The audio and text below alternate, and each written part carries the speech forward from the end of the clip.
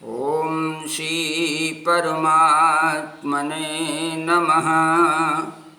प्रिय मित्रों, मैं डॉक्टर कृष्णपाल त्रिपाठी आप सबका हार्दिक स्वागत करता हूँ।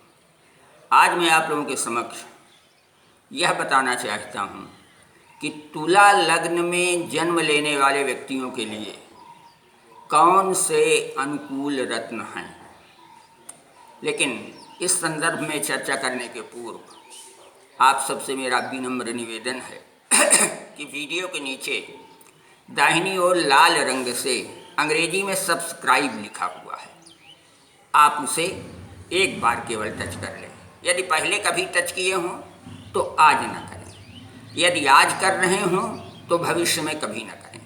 इससे मेरा चैनल सब्सक्राइब हो जाएगा और भविष्य में जो भी मैं इस तरह की उपयोगी वीडियो बनाऊंगा उसकी सूचना आपके मोबाइल में अथवा कंप्यूटर में तत्काल पहुंच जाएगी और आप अनेक उत्तमोत्तम जानकारियों से अवगत होते रहेंगे। मित्रों, जिन व्यक्तियों का जन्म तुला लग्न में हुआ हो उनके लिए कौन कौन से रत्न अनुकूल होते हैं, इस संदर्भ में हम चर्चा करना चाहते हैं। परंतु सवाल ये उठता है कि हमको पता कैसे चले कि हमारा जन्म तुला लग्न में हुआ है। तो उसको जानने का बड़ा सरल उपाय है। आप अपनी कुंडली उठाइए और उसमें देखिए तो शुरू में ही एक चक्र होगा, लग्न चक्रम या लग्न कुंडली अथवा जन्मांग चक्रम लिखा होगा। इन तीनों में से एक कोई शब्द लिखा होगा। ये तीनों एक ही चीज़ है। लग्न कुंडली भी वही है, लग्न चक्रम भी वही है और जन्मांग चक्रम भी वही है। तो उस कुंडली को आप देखिए और उसमें देखेंगे आप 12 खाने बने हुए होंगे। उन 12 खानों में ऊपर सबसे बीच में यहाँ पर यदि 7 नंबर लिखा हुआ है तो आप जान लीजिए कि आपका जन्म तुला लग्न में हुआ है। ये देख रहे हैं ना, 7 नंबर लिखा हुआ, फिर 8, 9, 10, 11, 12 इत्यादि।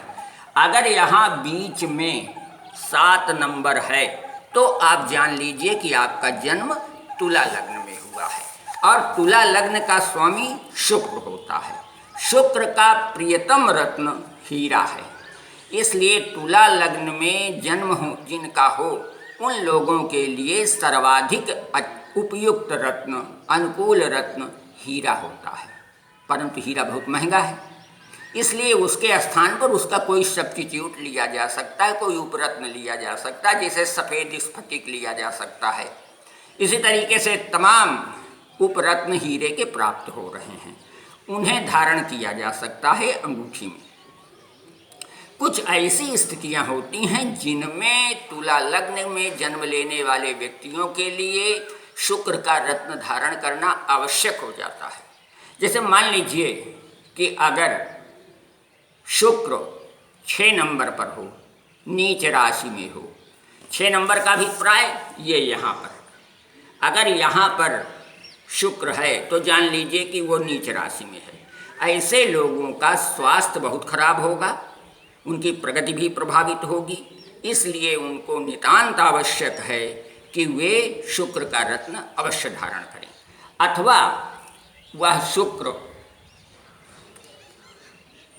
राहु अथवा केतु के साथ हो अथवा सूर्य के साथ अस्त हो गया हो तो भी लोगों को हीरा अथवा हीरा का कोई उपरत्न अवश्य धारण करना चाहिए। अब दूसरा उपयुक्त रत्न है नीलम, यानी चौथे और 5वें भाव का स्वामी शनि होता है। चौथा घर और घरेलू सुख का है, 5वां स्थान विद्या और संतान का है। यदि शनि सबल रहेगा तो घरेलू सुख सुविधा आपको पर्याप्त मात्रा में प्राप्त होगी। साथ ही पुत्र सुख भी उत्तम रहेगा आपका, विद्या और बुद्धि में भी उत्तम प्रगति होगी। लेकिन अब वही शनि यदि कमजोर हो गया तो इन सभी क्षेत्रों में विपरीत स्थिति बन जाएगी।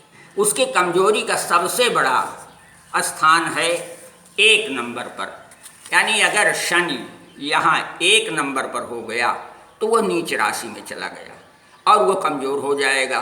ऐसी स्थिति में घरेलू सुख सुविधा में कमी हो जाएगी, आपके पास ज़मीन जायदाद का अभाव होगा, आप घर की बनावट से संतुष्ट नहीं होंगे, विद्या प्राप्ति के मार्ग में अवरोध उपस्थित होंगे, संतान सुख में भी कमी रहेगी। ऐसी स्थिति में आपको शनि का रत्न नीलम धारण करना चाहिए अथवा नीलम का कोई उपरत्न नीली इत्यादि धारण करना चाहिए। तो तुला राशि वालों के लिए सबसे उपयुक्त रत्न है हीरा अथवा उसका उपरत्न, और दूसरे नंबर पर नीलम अथवा उसका उपरत्न। इन दो रत्नों में से कोई एक धारण करे अथवा दोनों एक साथ धारण किए जा सकते हैं, इनमें विरोध नहीं है। तो निश्चित रूप से आपकी उत्तमोत्तम प्रगति होगी। मित्रों, आज यहीं तक, अगली कड़ी में पुनः मिलेंगे। तब तक के लिए धन्यवाद, नमस्कार।